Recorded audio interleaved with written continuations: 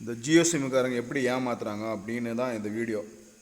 ஒரு 3 மாதத்துக்கு முன்னால் வந்து ஆட்டோ ஸ்டாண்டில் சிம்மு விற்றுன்னு இருந்தாங்க.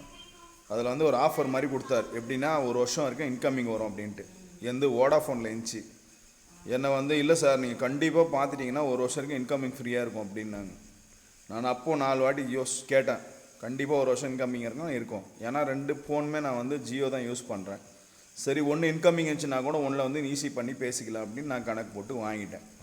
ஆனால் அந்த கஸ்டமர் கேரில் வோடாஃபோனுக்கார அப்போயே சொன்னாங்க, இது மாதிரி சார் இவங்க சொல்கிறாங்க ஏமாற்றுவாங்க, கண்டிப்பாக இப்படிலாம் கொடுக்க மாட்டாங்க ஆஃபர்ன்ட்டு. அவங்க கரெக்டாக தான் சொன்னாங்க. கரெக்டாக அதே மாதிரி இந்த 3 மாதத்தில் 5-6 வாட்டி எனக்கு ஃபோன் பண்ணிட்டு நீங்கள் ஈஸி பண்ணல சார், ஏம்மா சிம்மு விற்கும் போதே வந்து 1 வருஷம் இன்கமிங் சொல்லி தானம்மா சிம்மு கொடுத்தீங்க அப்படின்னா, இல்லை சார் அப்படி சொல்லியிருப்பாங்க, ஆனால் அப்படி ஆகாதுன்னு அப்படின்ட்டு.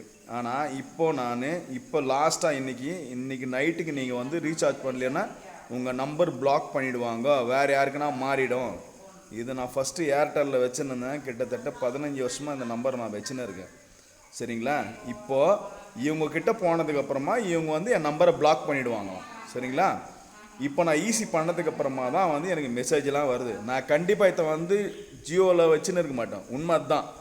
என் நம்பரை காப்பாற்றுறதுக்கு மட்டும்தான் வந்து இப்போ நான் ஈஸி பண்ணியிருக்கேன். இது நாளைக்கு திருப்பி வேறு வந்துன்னா மாற்றிடுவேன்.